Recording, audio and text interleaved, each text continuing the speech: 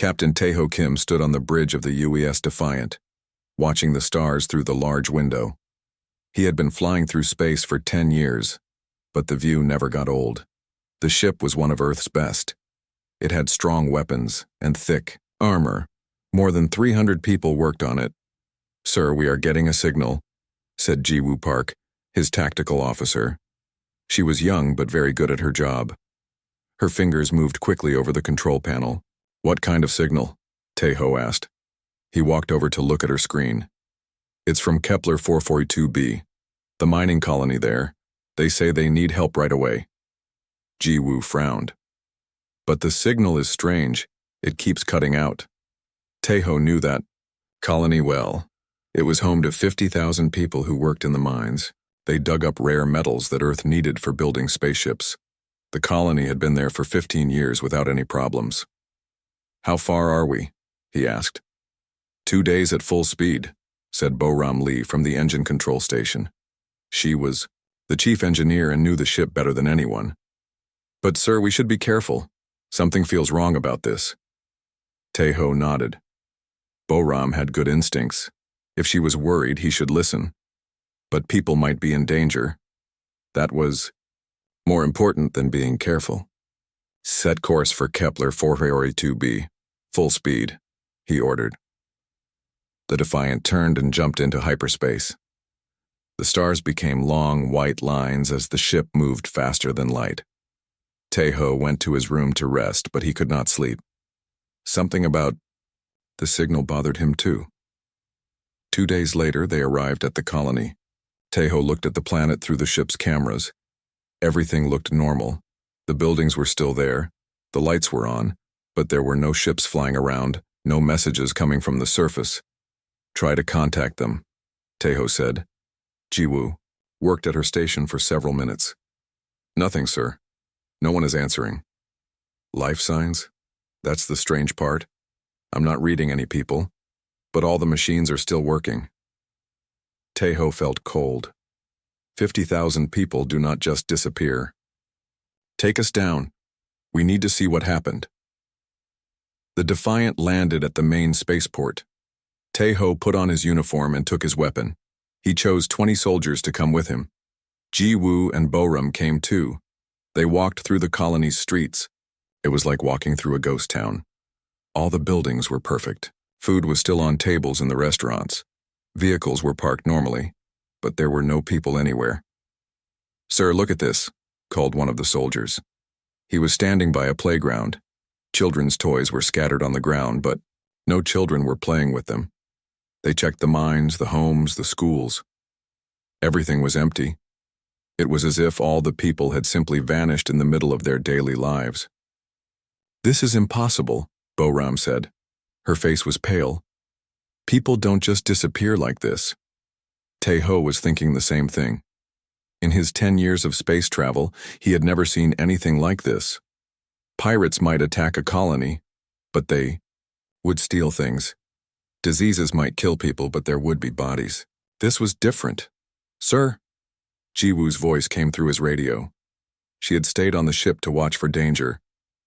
"I'm reading 3 unknown ships coming toward us. Fast." Tae-ho looked up at the sky. "Everyone back to the ship, now." They ran to the Defiant as fast as they could. Tae-ho reached the bridge just as the unknown ships appeared. They were unlike anything he had ever seen. They were long and black with strange curves. They looked more like giant insects than spaceships. "They're not answering our calls," Ji-woo said. "And sir, their weapons are charging." "Raise shields. Prepare to fight," Tae-ho ordered. His heart was beating fast, but his voice was calm. "Try to talk to them one more time." The alien ships moved in a pattern that seemed almost like a dance. They were beautiful in a scary way. "Unknown ships. This is Captain Tae-ho Kim of the United Earth ship Defiant. Please respond." "We mean no harm," Tae-ho said into his microphone. The answer came as green laser beams that hit his ship's shields. The Defiant shook hard. "They don't want to talk," Ji-woo said, returning fire. The space battle began. The Defiant's weapons hit the alien ships, but their armor was very strong. The aliens moved in ways that seemed impossible. turning and spinning like they were dancing. "Sir, their ships are doing something strange," Boram called out. "They're phasing in and out of normal space. Our sensors can barely track them." One of the alien ships appeared right next to them and fired. The blast went through their shields like they were not there. Half of the ship's lights went out. "We've lost main power to Deck 7 through 12, Boram reported. 30 people are dead. Tejo felt anger and fear mixed together in his chest. These aliens had killed his crew. They had probably killed all the colonists, too. "All power to engines. We're leaving," he ordered. "Sir, we can't just run away," Jiwoo said. "We can't help anyone if we're dead," Tejo replied. "Go." The Defiant jumped into hyperspace just as more alien ships appeared. As they fled, the long-range sensors showed something that made Tejo's blood turn cold. There were hundreds of alien ships moving toward human space. When they were safe, Tejo sat in his captain's chair and thought about what he had seen. The empty colony, the strange alien ships, the way they fought.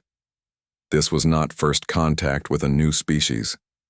This was the beginning of a war, and humanity was not ready for it. He looked around the bridge at his crew. They were scared but trying to be brave.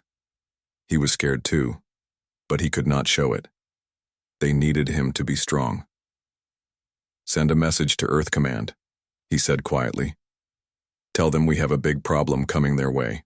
6 months had passed since the first attack, and the war was going badly for humanity. 12 colonies were gone. Not destroyed, just empty, like someone had erased all the people. The aliens, now called the Vorthak, moved from system to system, like a plague. Tejo was no longer just a captain. Admiral Dong-Hyun Choi had made him a commodore and given him command of what was left of the Outer Rim fleet. It was not much. 8 damaged ships and crews made up of survivors from destroyed vessels. The bridge of the Defiant looked different now. Scorch marks covered the walls from previous battles. Half the crew stations were empty because good people had died. But they kept fighting because giving up meant letting the Vorthak win. "Sir, we're approaching the Arcturus system," announced Ensign Hyejin Song. She was new to the crew, a scientist who had escaped from a research station before the Vorthak found it. Her job was to study the enemy and find their weaknesses. Tejo looked at the star map. Arcturus had 3 planets. One of them was New Seoul, where his sister Mi Young lived with her husband and 2 children. The thought of them made his chest tight with worry. "Any sign of the Vorthak?" he asked. "Not yet," said Jiwoo from the tactical station. She had been promoted to commander after their last battle. A piece of alien metal had left a scar across her cheek, but she never complained about it. "Good. That gives us time." Tejo turned to address the bridge crew. "Our job is to evacuate as many people as possible before the enemy arrives. Intelligence says we have maybe 2 days." Boram looked up from her engineering console. "Sir, the transport ships can only carry about 10,000 people each. New Seoul has over 200,000 civilians." The math was terrible, but Tejo had learned not to think about the people they could not save. It would drive him crazy. "We save who we can. Every life matters." They spent the next day moving people onto transport ships. Families said goodbye to their homes. Children cried as they left their toys behind. Old people who had lived on New Seoul for decades looked back at their planet with sad eyes. Tejo found time to visit his sister. Mi Young was packing the last of her things when he arrived at her house. Her children, Daeho and Sora, were playing in the yard like nothing was wrong. "You came," Mi Young said, hugging him tight. "I was afraid I wouldn't see you again." "I promised I would get you out of here," Tejo said. He looked around the house where he had spent many holidays. Family pictures covered the walls. Now they would all be left behind. "The children don't understand why we have to leave," Mi Young said. "How do you explain aliens to a 5-year-old? Tejo did not have an answer for that. "How do you explain that monsters from space want to hurt people for no reason?" "Uncle Tejo, are you going to fight the bad aliens?" little Sora asked, tugging on his uniform. "Yes, I am," he said, picking her up. "And I'm going to keep you and Mommy safe." "Promise?" I promise. But promises in wartime were hard to keep. The next morning, Jiwoo's voice woke him up.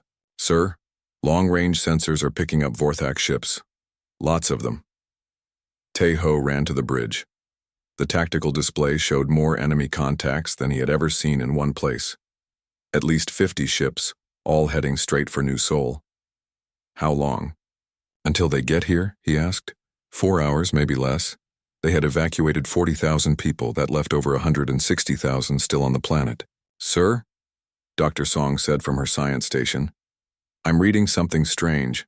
The Vorthak ships are moving in a specific pattern. It's almost like they're hurting the transports. Tae-ho felt his stomach drop. It's a trap. They want us to come back for more people. The enemy was smarter than they had thought. The Vorthak knew humans would try to save civilians. They were using that against them. All ships, this is Commodore Kim, Tae-ho said into his radio. We're pulling back. Prepare to jump to hyperspace. Sir, what about the people still on the planet? Asked Captain Kyung-soo Han from one of the escort ships. He was a former Special Forces soldier who had joined the fleet after his unit was wiped out. We can't save them if we're dead, Tae-ho said. The words tasted bitter in his mouth. But as they were preparing to leave, Mi-young called him. Tae-ho, our transport is having engine problems. We can't jump to hyperspace. What? Tae-ho's blood went cold. Bo-ram, can we fix it? Not in time, Bo-ram said, checking the engineering reports. They need at least 6 hours for repairs. The Vorthak would be there in 2 hours. Take the Defiant back, Tae-ho ordered. Protect that transport. Sir, that's suicide, Jiwoo said. There are 50 enemy ships. I don't care. My sister is on that ship. We're not leaving her.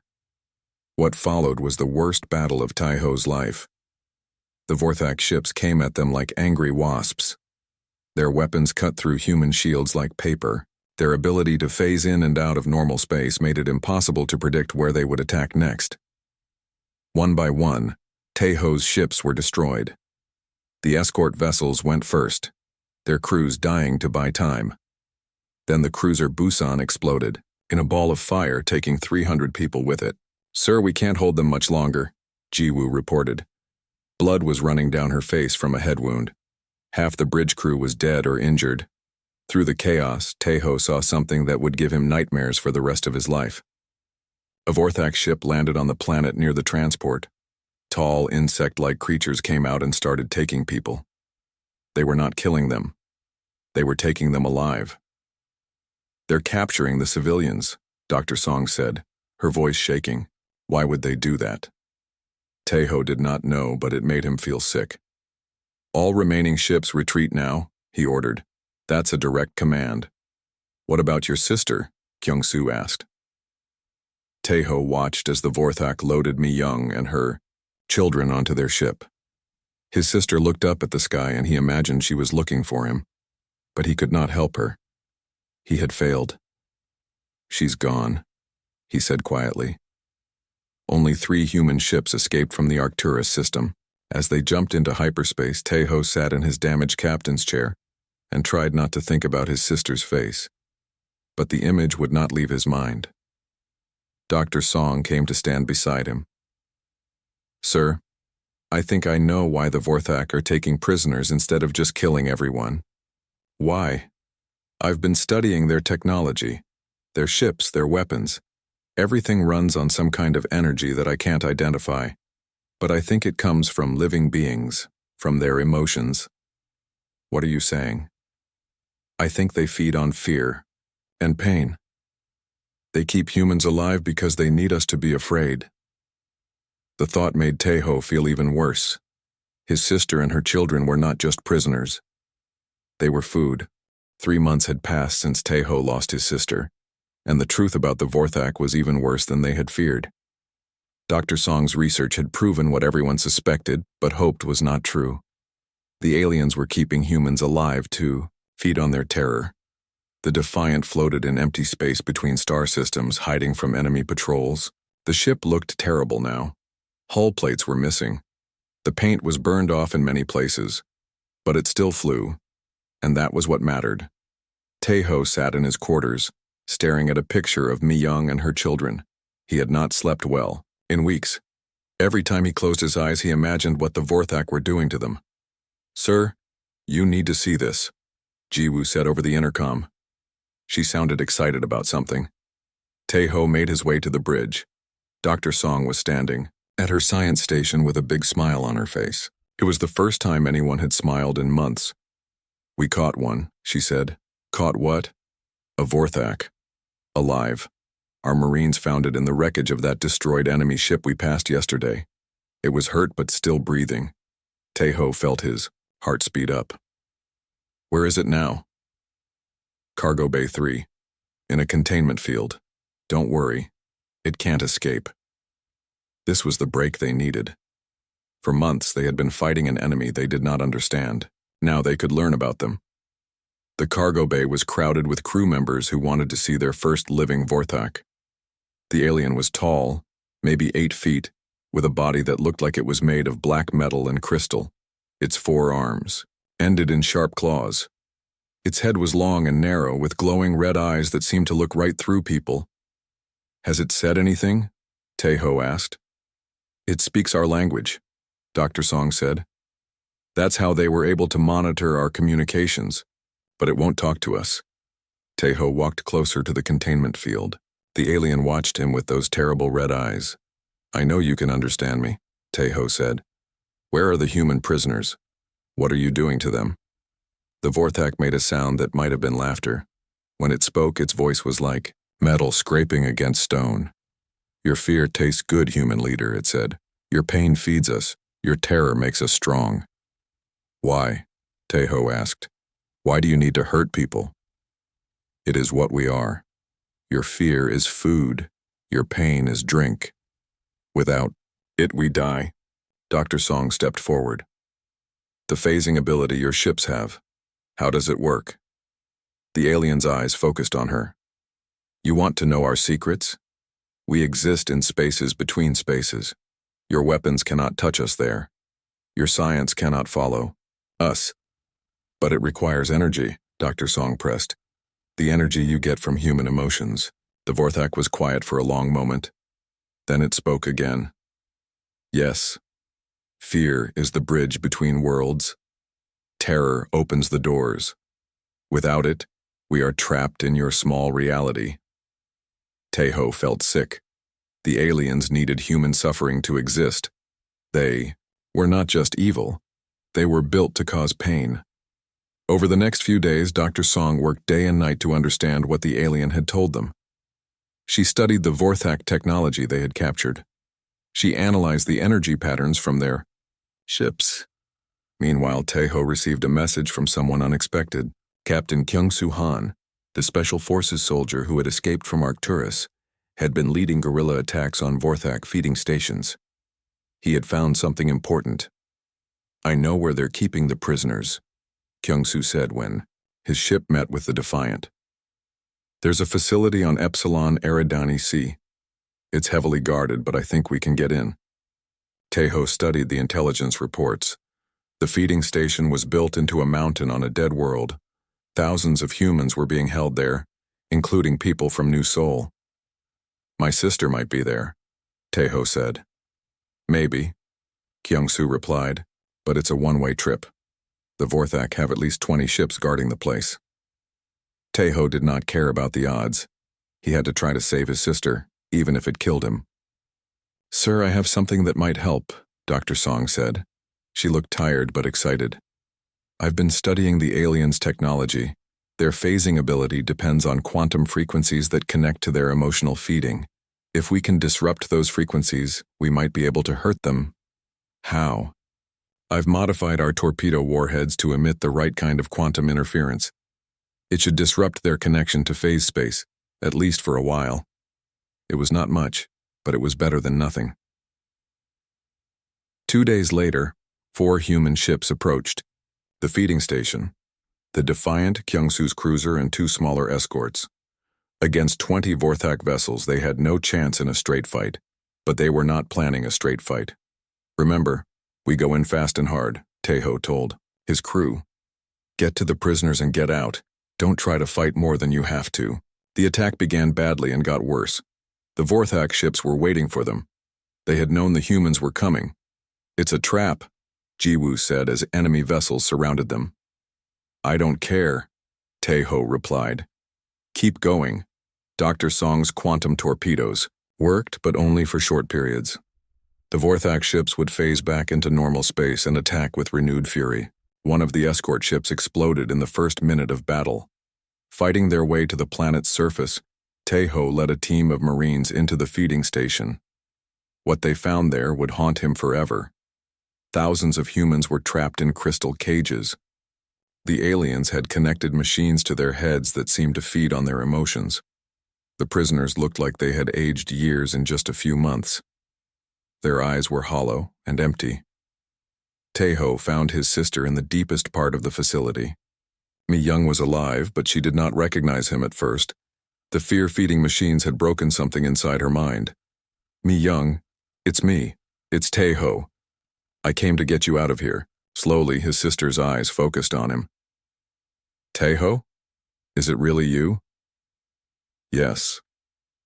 "Where are Daeho and Sora?" Mi-young's face crumpled. "They took them yesterday, to a deeper level. They said the children's fear was purer." Taeho's heart broke, but he forced himself to keep moving. "We'll find them. Can you walk?" They fought their way deeper into the facility, but the Vorthak were ready for them. More alien soldiers poured into the tunnels. The Marines died one by one, buying time for the others to escape. In the end, they found the children. But it was too late. The fear-feeding machines had drained too much from them. Little Daeho and Sora died in their uncle's arms, their young minds broken by what the aliens had done to them. Mi-young screamed when she saw her children. The sound echoed through the alien facility like a knife through Taeho's heart. They barely escaped. The Defiant limped away from Epsilon Eridani with only half its crew still alive. Kyungsu's ship was destroyed, though he survived by jumping to an escape pod. Back in space, Taeho sat beside his sister in the medical bay. Mi-young had not spoken since seeing her children die. The doctors said her mind might never heal from what she had experienced. "I'm sorry," Taeho whispered to her. "I should have saved them sooner. I should have been stronger." But Mi-young just stared at nothing, lost in her own broken thoughts. Dr. Song came to find him later. "Sir, I learned something important from the feeding station. The Vorthak's quantum frequency system, it has a weakness. If we can generate the right kind of interference on a large scale, we might be able to cut them off from their phase space completely." Taeho looked at her with empty eyes. "What's the point? We can't save the people they've already taken." "No," Dr. Song said quietly, "but we can stop them from taking more." For the first time in months, Taeho felt something other than despair. It was not hope exactly, but it was close. Maybe they could not save everyone, but they could make the Vorthak pay for what they had done. 2 months after the disaster at the feeding station, Taeho emerged from his grief with a new understanding of the war. He had spent weeks watching his sister Mi-young stare at empty walls, her mind broken by what the Vorthak had done to her children. But in that darkness, he had found something the aliens did not expect. Anger. Not the wild, screaming kind of anger that made people do stupid things. This was cold, focused rage that burned like ice in his chest. The Vorthak fed on fear, but they had made a mistake. They had taken his family, and now he was not afraid anymore. He was furious. The answer was right in front of us the whole time, Dr. Song explained to the assembled crew in the main briefing room. The Defiant was hidden in an asteroid field, along with what remained of the human fleet.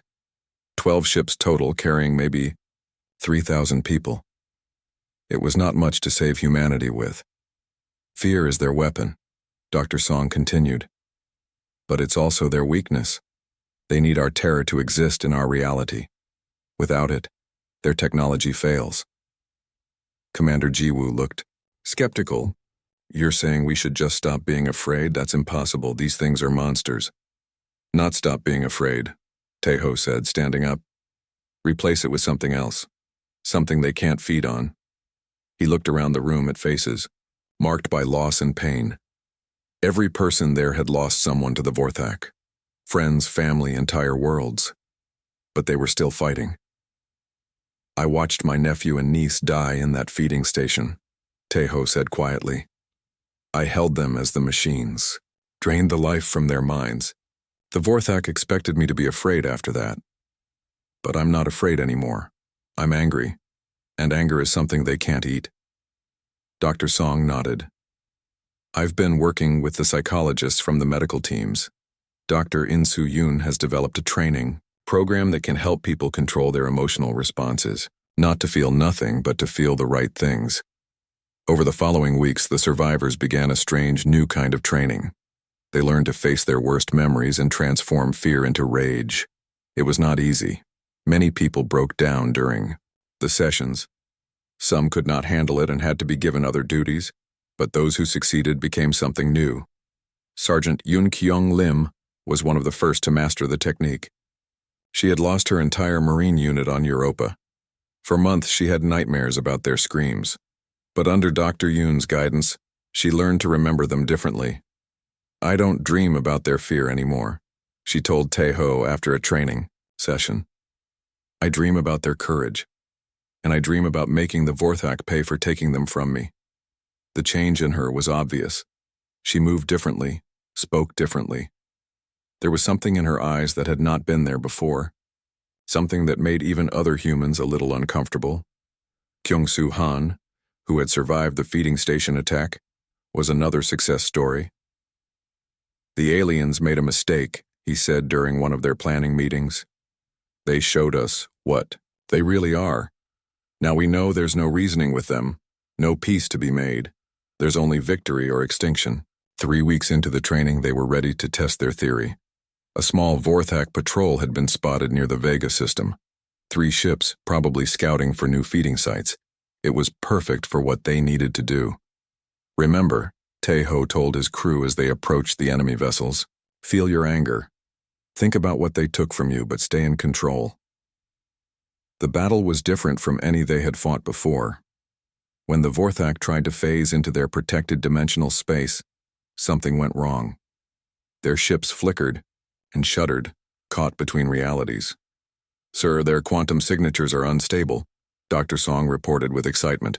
Whatever energy they usually draw from us, they're not getting it. One of the alien ships tried to retreat but could not complete the phase transition. It was stuck in normal space, vulnerable to human weapons. Jiwoo destroyed it with a single torpedo spread. The other 2 Vorthak vessels fled, but not before the humans had proven something important. The feeding technique could be reversed. Send a message to all human settlements, Tejo ordered. Use every communication channel we have, emergency broadcast protocol. The message was simple, but revolutionary. For months, humanity had been told to hide, to run, to avoid the aliens at all costs. Now they were told something different. Stop being afraid, the broadcast said. The Vorthak feed on your terror. Take that away, and they become weak. Remember what they took from you. Remember who they killed. Get angry. Fight back. The response was immediate. On colonies throughout human space, people who had been cowering in shelters emerged with weapons. Resistance groups that had been hiding began attacking Vorthak outposts. Most importantly, when the aliens tried to harvest new prisoners, they found their victims were no longer afraid. They were enraged. The first major test came 2 weeks later. A Vorthak fleet attacked the mining world of New Ceres. But instead of the terrified colonists they expected to find, the aliens encountered 40,000 humans who had learned to transform their fear into hatred. The battle lasted 6 hours. When it was over, the Vorthak had retreated for the first time since the war began. They left behind 3 destroyed ships and took no prisoners. It's working, Admiral Dong Hyun Choi told Tejo over a secure communication link. Reports are coming in from all over human space. The aliens are avoiding systems where the population has learned the technique. But the Vorthak were not stupid. They began to adapt, targeting isolated settlements that had not received the broadcast. They also started using different tactics, trying to create fear through new methods. They're learning, Dr. Song warned during a strategy meeting. We need to move to the next phase before they find a way to counter what we're doing. The next phase was ambitious. Instead of just defending human worlds, they would go on the attack. Target the Vorthak's main fleet and try to cut them off from their dimensional refuge permanently. It's going to take everything we have, Tai-Ho told his crew. And most of us probably won't survive. But if we succeed, we can end this war. He looked around the bridge at faces he had come to know well. Jiwoo with her scarred cheek and iron determination. Boram with her quiet competence and unshakable loyalty. Dr. Song with her brilliant mind and fierce dedication to the cause. These people had become his family. They had all lost so much, but they were still fighting, still believing that humanity could win. "Sir," Boram said from her engineering station, "all ships are ready. Quantum disruptors are online and functioning." Tai-Ho nodded. The disruptors were Dr. Song's masterpiece, based on everything they had learned about Vorthak technology. If they worked, the alien fleet would be trapped in normal space where human weapons could destroy them. If they did not work, humanity would lose its last chance to strike back. "All ships, this is Commodore Kim," he said into his communication system. "Today we stop running, today we stop hiding. Today we show these monsters that they made a mistake when they decided to prey on humanity." He paused, thinking of Mi-young, sitting in her hospital bed staring at nothing. Of little Dai-Ho and Sora dying in his arms. Of all the people who had been taken by the aliens. "For everyone we've lost," he said. Attack. The final battle began at dawn, ship time, though there was no sun in the empty space between star systems where the Vorthak had gathered their main fleet. Tai-Ho stood on the bridge of the Defiant, watching as the largest human battle group ever assembled moved toward their destiny.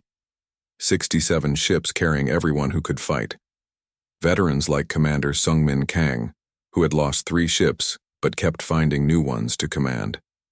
Captain Da-Yun-Oh, whose entire crew had volunteered for suicide missions after their homeworld was harvested. Thousands of people who had learned to turn their fear into something the aliens could not digest.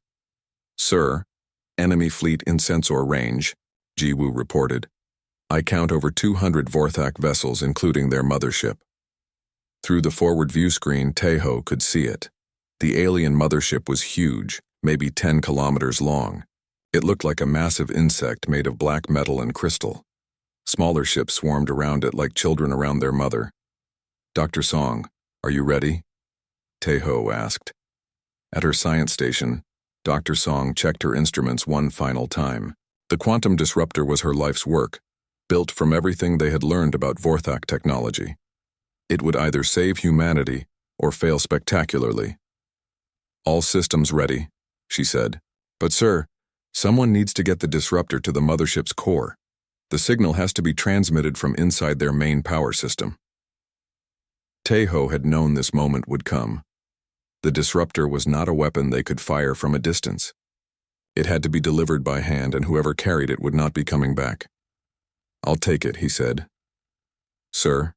"No," Jiwoo protested. "Send me. You're needed here to command the fleet." "The fleet can fight without me," Tai-Ho replied. "But this mission needs someone who isn't afraid to die, someone who has already lost everything that matters." He thought of his sister, still staring, at empty walls in the medical station, of his nephew and niece whose laughter he would never hear again. The Vorthak had taken his family. Now he would take their ability to hurt anyone else. "All ships, this is Commodore Kim," he announced to the fleet. "Begin the attack. Draw their fire away from the Defiant. We have work to do." The space around them exploded into light and fire as the battle began. Human ships charged forward, their crews filled with controlled rage instead of terror. The Vorthak responded with confusion. Their sensors, designed to track fear energy, could barely lock onto targets that radiated hatred instead. "Sir, their phasing is already becoming unstable," Dr. Song reported with excitement. "The emotional displacement is working better than we hoped." Several Vorthak ships tried to phase into their protected dimension, but got stuck halfway. They flickered in and out of reality like broken holograms, easy targets for human weapons. But the aliens were learning to adapt. The mothership began emitting some kind of energy field that made nearby humans feel drowsy and confused. It was trying to create artificial fear through direct manipulation of brain chemistry. "Get us to that mothership," Tejo ordered Boram. "Maximum speed." The Defiant accelerated toward the massive alien vessel, dodging energy beams and missile swarms. Other human ships moved to protect them, sacrificing themselves to clear a path. The cruiser Daegu exploded just off their starboard bow, her crew dying to save their mission. "Sir, we're taking heavy damage," Boram reported. "I don't think we'll make it to the mothership." Through the chaos of battle, Tejo saw something that gave him hope. A small group of human fighters had broken through the alien defenses and were attacking the mothership's landing bays. Leading them was Kyung-Soo Han in a modified assault shuttle. "Kyung-Soo, can you hear me?" Tejo called over the radio. "I'm here, sir. What do you need?" "Can you get me inside that thing?" "Maybe. But it's a one-way trip." "I know." 10 minutes later, Tejo was aboard Kyung-Soo's shuttle with the quantum disruptor strapped to his back. They flew through a hole in the mothership's hull that the fighters had blasted open. Inside, the alien vessel was like a nightmare made real. The walls pulsed with organic energy. Strange growths covered every surface. And everywhere there were feeding chambers full of human prisoners. "My God," Kyung-Soo whispered. "There must be thousands of them." Tejo saw faces he recognized from colonies that had been harvested months ago. Men, women, children, all trapped in crystal cages while machines fed on their terror. But something was different now. Many of the prisoners were looking at them with hope instead of fear.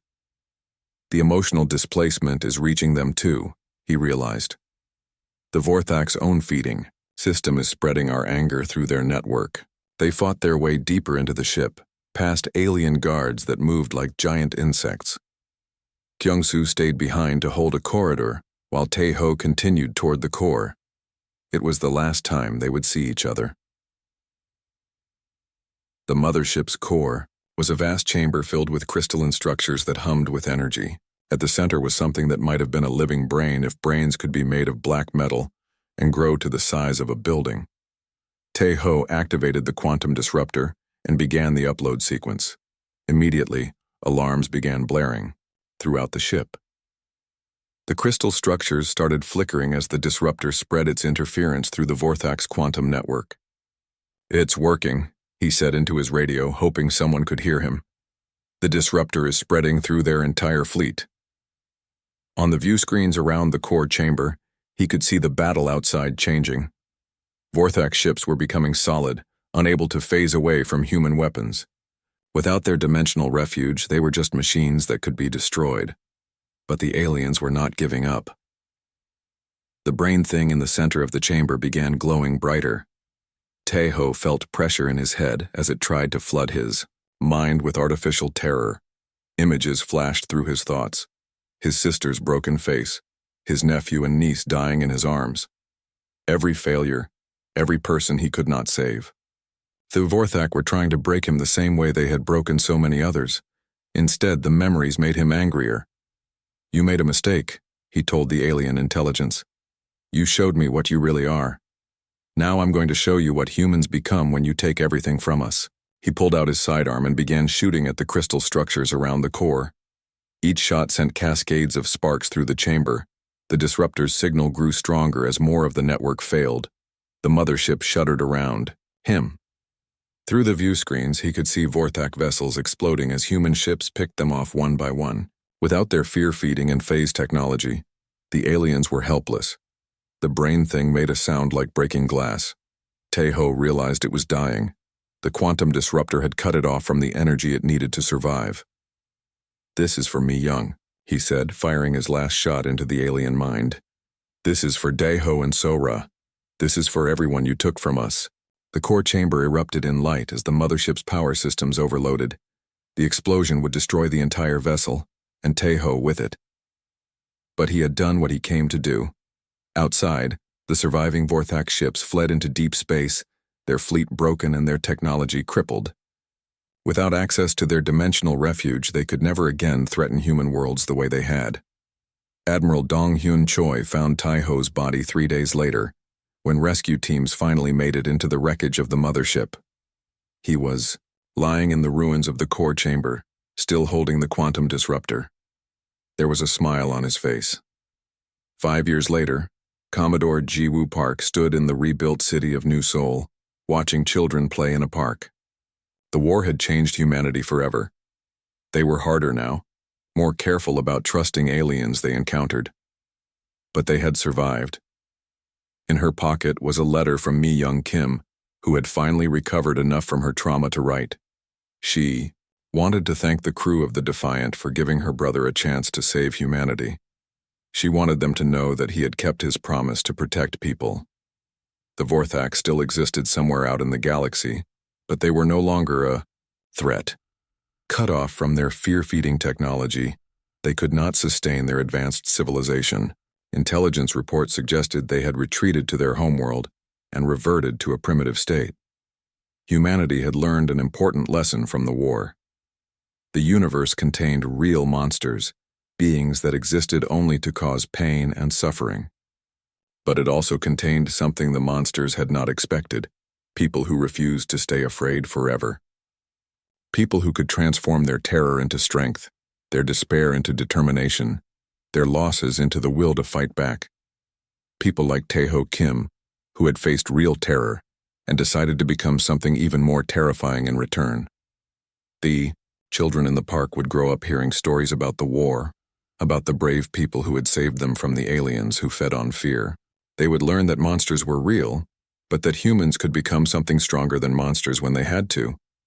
And somewhere in the rebuilt hospitals and schools and homes of human space, the survivors of the war continued their lives, carrying within them the knowledge that they had looked into the darkness and refused to blink first. The universe was a dangerous place, but humanity was no longer afraid of it.